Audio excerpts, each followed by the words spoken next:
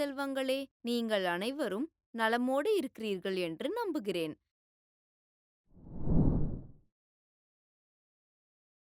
வளிமண்டலம் என்ன? வளிமண்டலம் என்பது பூமியை சுற்றியுள்ள வாயுக்களின் மெல்லிய அடுக்காகும். மேலும் இது பல்வேறு அடுக்குகளாக அமைக்கப்பட்டுள்ளது. அதாவது ட்ரோபோஸ்பியர்,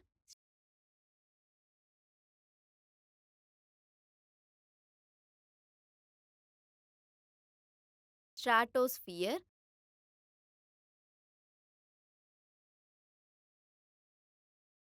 மீசோஸ்பியர்,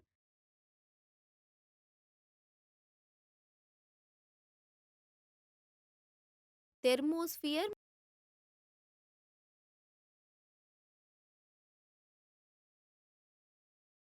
மற்றும் எக்ஸோஸ்பியர்.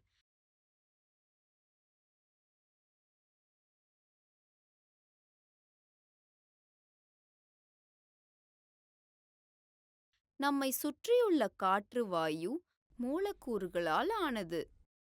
இந்த மூலக்கூறுகள் தொடர்ந்து ஒன்றையொன்று தள்ளுகின்றன. அவை எந்த ஒரு பொருளின் மீதும் ஒன்றாக செலுத்தும் புஷ் விளைவு காற்று அழுத்தம் என விவரிக்கப்படுகிறது. இப்போது நாம் தொடர்வோம். 9ஆம் வகுப்பு சமூக அறிவியலிலிருந்து வளிமண்டலம் என்ற தலைப்பை பற்றி மேலும் புரிந்து கொள்வோம். கற்றுக்கொள்வீர்கள். நீங்கள் இதை பற்றி தெரிந்து கொள்வீர்கள். காற்றழுத்தம் என்றால் என்ன? அழுத்தம் மண்டலம் பல்வேறு வகையான காற்று மற்றும் கரியோல்ஸ் விளைவு. முக்கிய வார்த்தைகள்: புவியியலாளர், பூமி மற்றும் அதன் வளிமண்டலத்தின் இயற்பியல் அம்சங்களை படிப்பதில் நிபுணர். சூரிய கதிர்வீச்சு. சூரிய கதிர்வீச்சு என்பது சூரியனால் உற்பத்தி செய்யப்படும் ஆற்றலை குறிக்கிறது. அவற்றில் சில பூமியை அடையும்.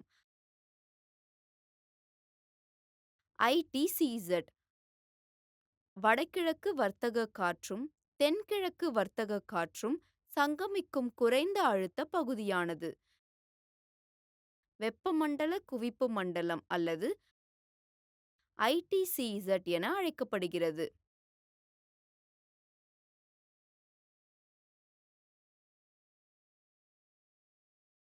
கோரியோலிஸ் விளைவு.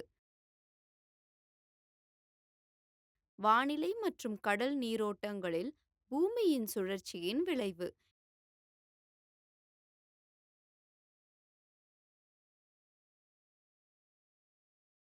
இந்த தலைப்புக்கான கருத்து வரைபடத்தை பார்க்கலாம்.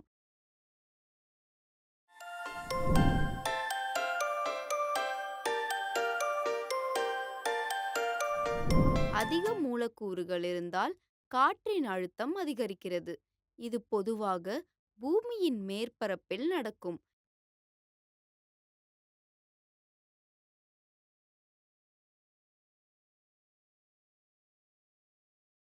எனவே பூமி அதன் ஈர்ப்பு விசையின் காரணமாக பெரும்பாலான காற்று மூலக்கூறுகளை அதன் மேற்பரப்புக்கு இழுக்கிறது. பூமியின் மேற்பரப்பின் வெப்பம் காரணமாக வாயு மூலக்கூறுகள் வெப்பமடையும் போது அவை அதிக ஆற்றலை பெறுகின்றன மற்றும் மிக வேகமாக தொடங்குகின்றன. இதன் பொருள் காற்றழுத்தத்தின் அதிகரிப்பு, ஏனெனில் அவை பொருளை மேலும் தள்ளும்.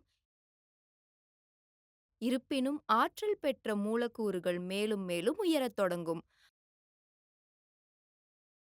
அதிக மூலக்கூறுகள் வளிமண்டலத்தின் உயரமான பகுதிகளுக்கு செல்லும்போது பூமிக்கு அருகில் உள்ள இடங்களில் அவை குறைவாகவே இருக்கும். இது குறைவான அழுத்தம் அல்லது குறைவான அழுத்தத்தை குறிக்கிறது. அதனால்தான் வெப்பமடையும் போது காற்றழுத்தம் குறையும் என்றும் குளிர்ந்ததால் காற்றழுத்தம் கூடும் என்றும் புவியியலாளர்கள் கூறுகிறார்கள். எளிமையான சொற்களில், ஒன்று அதிகரித்தால் மற்றொன்று குறைகிறது. இது தலைகீழ் உறவு என்று அழைக்கப்படுகிறது. சூடான காற்று உயரும்போது அது பூமியின் மேற்பரப்பில் இருந்து பெற்ற ஆற்றலை இழுக்கத் தொடங்குகிறது. ஆற்றல் குறையும் போது மூலக்கூறுகள் மெதுவாக மற்றும் ஒருவருக்கொருவர் நெருக்கமாகின்றன. காற்று குளிர்ச்சியாகவும் அடர்த்தியாகவும் மாறும். புவியீர்ப்பு விசையால் அடர்த்தியான காற்று பூமியின் மேற்பரப்பை நோக்கி விழத் தொடங்குகிறது.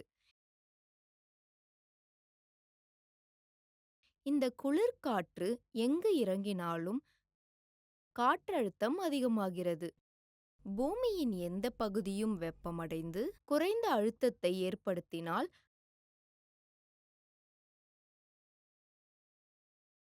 அதிக காலியிடம் மற்றும் குறைந்த மூலக்கூறுகள் உள்ளன என்று அர்த்தம். இப்போது அழுத்தம் அதிகமாக இருக்கும் மற்ற பகுதிகளிலிருந்து காற்று இந்த காலி இடத்தை நோக்கி நகர்கிறது. அவை பூமியின் மேற்பரப்பில் மட்டுமே நகர வேண்டும். எனவே புவியீர்ப்புக்கு எதிராக அதிகம் செல்ல வேண்டியதில்லை. அதனால்தான் காற்று உயர் அழுத்த பகுதிகளிலிருந்து குறைந்த அழுத்த பகுதிகளுக்கு பாய்கிறது என்று சொல்கிறோம். அழுத்தம் மண்டலம். பூமியின் மேற்பரப்பு ஒரே மாதிரியாக வெப்பமடைவதில்லை. நிலம் கடலை விட வேகமாக வெப்பமடைகிறது. கடலுக்கு அருகில் உள்ள நிலத்தை விட ஆழமான உள்நாட்டில் உள்ள நிலம் வேகமாக வெப்பமடைகிறது. எனவே நிலத்திற்கு மேலே உள்ள காற்று விரைவாக வெப்பமடைகிறது. தண்ணீர் சூடாவதற்கு அதிக நேரம் எடுக்கும். எனவே தண்ணீருக்கு மேலே உள்ள காற்று மெதுவாக வெப்பமடைகிறது. இருப்பினும் குளிர்ச்சியை பொறுத்தவரை நிலத்துடன் ஒப்பிடும்போது நிலம் வேகமாகவும் நீர் மெதுவாகவும் குளிர்ச்சியடைகிறது. எனவே வெப்பம் மற்றும் குளிர்ச்சி வெவ்வேறு இடங்களில் வெவ்வேறு விகிதங்களில் நடக்கிறது. எனவே அழுத்தங்களும் இடத்திற்கு இடம் மாறுபடும். அட்சரேகைகள் மற்றும் பருவங்களுக்கு இடையிலான உறவை பற்றி நீங்கள் கற்றுக்கொண்டீர்கள்.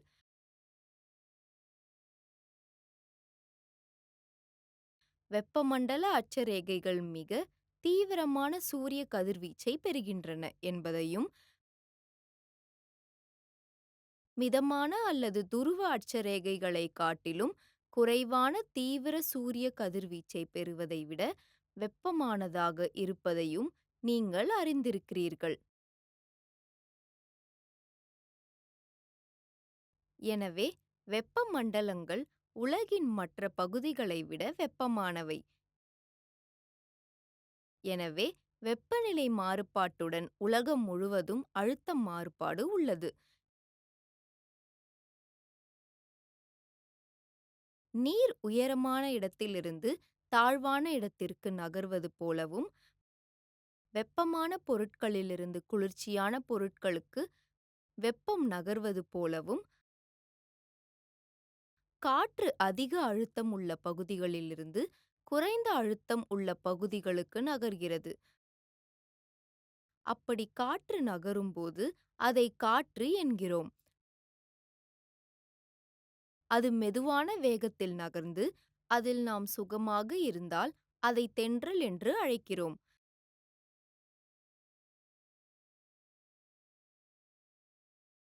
காற்று ஒரு குறுகிய மற்றும் வேகமான வெடிப்பில் வந்தால் அதை ஒரு வாயு என்று அழைக்கிறோம்.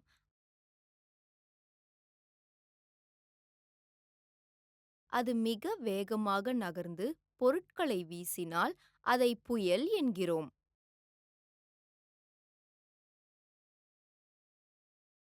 ஆந்திர பிரதேச கடலோர பகுதியில் மிக அதிவேக காற்று வீசும் சூறாவளிகளை நாம் அனுபவிக்கிறோம். உலகம் முழுவதும் காற்று தொடர்ந்து நகர்கிறது. பூமத்திய ரேகையில் அதிக வெப்பநிலை வளிமண்டலத்தை வெப்பமாக்குகிறது மற்றும் சூடான காற்று உயர்கிறது. பூமத்திய ரேகையை சுற்றியுள்ள பூமியின் மேற்பரப்பில் குறைந்த அழுத்தத்தை உருவாக்குகிறது.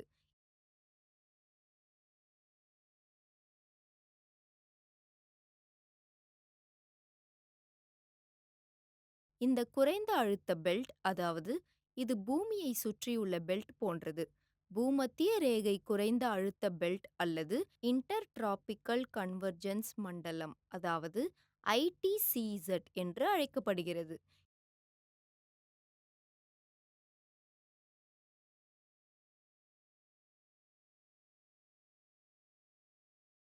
இந்த காற்று உயரும்போது அது குளிர்ந்து கீழே இறங்கத் தொடங்குகிறது.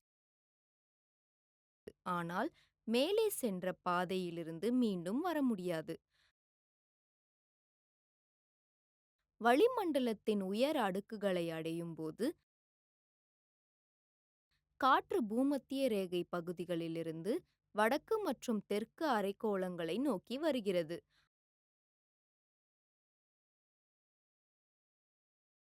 அது பரவும்போது அதுவும் இறங்கத் தொடங்குகிறது. அது குளிர்ச்சியாகவும் அடர்த்தியாகவும் பூமியில் மீண்டும் மூழ்கத் தொடங்குகிறது. அது இறங்கும் இடத்தில் அழுத்தம் அதிகமாக இருப்பதை காண்கிறோம். இந்த நிகழ்வு துணை வெப்பமண்டல உயர் அழுத்த மண்டலம் என்று அழைக்கப்படுகிறது. காற்று கீழே வந்து பூமியின் மேற்பரப்பை தாக்கும்போது அது இரண்டு பகுதிகளாக பிரிகிறது. ஒரு பகுதி மீண்டும் பூமத்திய ரேகை குறைந்த அழுத்த பகுதியை நோக்கி விரைகிறது.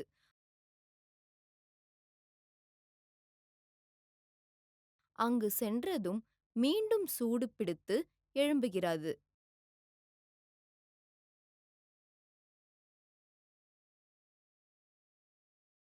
மற்ற பகுதி அழுத்தம் குறைவாக இருக்கும் அடுத்த உயர் அட்சரேகைகள் நோக்கி தள்ளப்படுகிறது. இதை நாம் புரிந்து கொள்வோம். வடதுருவம் மற்றும் தென் துருவத்திற்கு அருகிலுள்ள பகுதிகளில் உள்ள காற்று வடதுருவம் மற்றும் தென் துருவம் ஆகியவற்றுடன் அட்சரேகைகளை சுற்றியுள்ள பகுதியை விட அதிக அழுத்தத்தில், அதாவது துருவ உயர் அழுத்த பெல்ட் காற்று உள்ளது.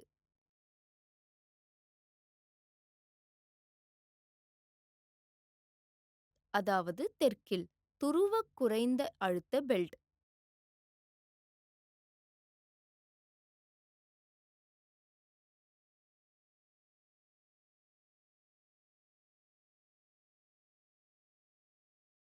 எனவே துருவ காற்று இந்த குறைந்த அழுத்த பகுதிகளை நோக்கி விரைகிறது.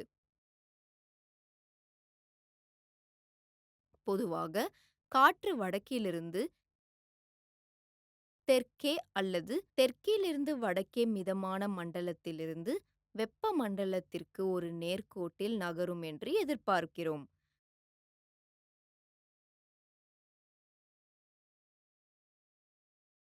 ஆனால் உண்மையில் காற்று வடக்கு அரைக்கோளத்தில் சிறிது வலதுபுறமாகவும்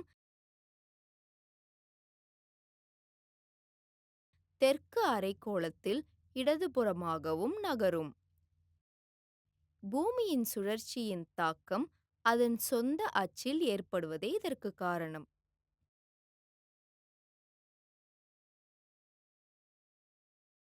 பூமியின் ரேகைக்கு பூமத்திய ரேகைக்கு அருகில் 0 விளைவையும் துருவங்களுக்கு அருகில் அதிகபட்ச விளைவையும் கொண்ட இந்த விளைவு கோரியோலிஸ் விளைவு என்று அழைக்கப்படுகிறது. இதனால் வளிமண்டலம் எப்போதும் புழக்கத்தில் பூமியை சுற்றி எல்லா பக்கங்களிலும் இருக்கும். உலகெங்கிலும் உள்ள வானிலை மற்றும் காலநிலை அமைப்புகளில் காற்று மிக முக்கிய பங்கு வகிக்கிறது. இன்னும் விரிவாக அடுத்த காணொளியில் பார்ப்போம். எனவே இந்த காணொளியில் நாம் பார்த்தோம் காற்று அழுத்தம் மற்றும் அழுத்தம் பெல்ட்டுகள். காணொளி உங்களுக்கு பிடித்திருந்தது என்று நம்புகிறேன்.